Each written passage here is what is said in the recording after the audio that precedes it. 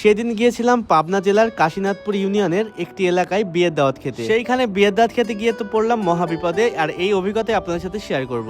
আসসালামু আলাইকুম এভরিওয়ান, আশা করি সবাই ভালো আছেন। আমরা অনেক সকাল সকাল বের হয়ে পড়েছি, কজ আমাদেরকে আজকে অনেক দূরে যাইতে হবে। বাসা থেকে রেডি সেডি হয়ে বের হয়ে ফার্স্টে চলে আসি বাজারে, এখান থেকে কিছু টাকা উঠাই নিলাম। এরপর আমাদের জন্য যে বাস ভাড়া করা ছিল, আমরা সবাই বাসে উঠে পড়লাম। আর যেহেতু বিয়ের দাওয়াত খেতে যাচ্ছি, যার কারণে অনেকজন যাবে, তাই আর কি একটা বড় সড়ো দেখে বাস ভাড়া করা হয়েছিল। বাসে উঠে একদম লম্বা একটা ঘুম দিয়ে দিলাম, আর এক ঘুমে চলে আসছি পাবনা জেলার কাশীনাথপুর বাজার থেকেও আরো ভেতরের দিকে যাইতে হবে। তো বাসে যতদূর পর্যন্ত যাই ততদূর পর্যন্ত নেওয়ার পরেও আরো 1 কিলোমিটারের মতো রাস্তা হেঁটে যাইতে হবে। আমরা বাস থেকে নেমে হাঁটাহাঁটি শুরু করি, আর এখন বাজে অলমোস্ট 2টা। সেই দিন প্রচুর পরিমাণে রোদ ছিল, আর ইদানিং রোদ একটু বেশি পড়তেছে। আর এই খারাপ দুপুরে হেঁটে হেঁটে যাচ্ছি বিয়ের দাওয়াত খেতে, কেমনটা লাগে বলেন তো? একটু হাঁটতে নিয়ে দেখি এখানে একটা টিউবওয়েল, তো আমরা এখান থেকে একটু হাত মুখ ধুয়ে একটু পানি খেয়ে নিলাম। এই যে দেখতে পাচ্ছেন হেঁটে হেঁটে ব্রিজ পার হয়ে যাচ্ছিলাম, আর এই পাশ দিয়ে একটা নদী বয়ে চলেছে। এই নদীটার নাম আমি ঠিকঠাক ভাবে বলতে পারছি না। এই যে দেখতে পাচ্ছেন নদী, আর আমাদেরকে এখন যাইতে হবে নদীর ওই পাশে। উপায় না পেয়ে নদীতে যেহেতু এখন পানি নাই, আর নদীর মাঝখান দিয়ে একটা রাস্তা ছিল, এইটা দিয়ে যাচ্ছিলাম। এইখানে প্রচুর পরিমাণে কচুরি পানা, আর নদীতে এখন পানি নাই, তলানিতে একটু একটু পানি জমে আছে এই আর কি। আমাদের যেহেতু আসতে অনেক লেট হয়ে গেছে, তাই আমরা দেরি না করে এখানে এসে ফ্রেশ হয়ে খাবার টেবিলে বসে পড়ি। একটু পরে খাবার চলে আসে, আর আমাদের অনেক পরিমাণে ক্ষুধা লেগেছিল, যার কারণে খাবার আসতে না আসতে একদম খাওয়া দাওয়া শুরু করে দিলাম। এখানে ছিল সাদা ভাত এন্ড ডাল দিয়ে খাবার শুরু করলাম। এরপর এক এক করে অন্য খাবারগুলো আসবে। মানে আমার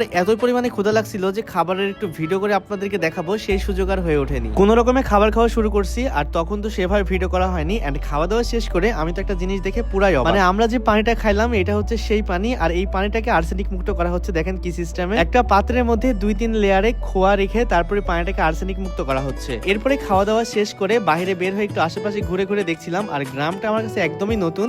আর এইটা ছিল একটা বিল এলাকার মতো। আমি শিওর যে বর্ষার সময় এই এলাকাতে মনে হয় অনেক পানিও উঠে। এই গ্রামের মাঝখান দিয়ে একটা সুন্দর রেল লাইন চলে গেছে, আর এই জায়গাটা অনেক বেশি সুন্দর লাগতেছিল। আমি কোথাও গেলে চিন্তা করি যে জায়গাগুলো সুন্দর লাগে, ওই রকম জায়গা আমাদের এলাকাতে নাই কেন? যেহেতু ওইখানে ঠিকঠাক ভাবে পানি খেতে পারি নাই, তাই একটা দোকান থেকে পানি কিনতে এসে দেখি এই দোকানে পানি এরা বিক্রি করে। একদম বিকেলের দিকে, মানে 4:30 কি 5টার দিকে আমরা বের হয়ে পড়ি বাসা যাওয়ার উদ্দেশ্যে। বাসের ওখানে হেঁটে হেঁটে যেতে গিয়ে দেখি এরা এখানে গাধার গাড়ি দিয়েও মালামাল টানাটানি করে। এরপরে আমাদের বাড়ি ফিরতে ফিরতে একদম রাত হয়ে যায়। তো এই ছিল আজকের ভিডিও, দেখা হচ্ছে নেক্সট ভিডিওতে। আল্লাহ হাফেজ।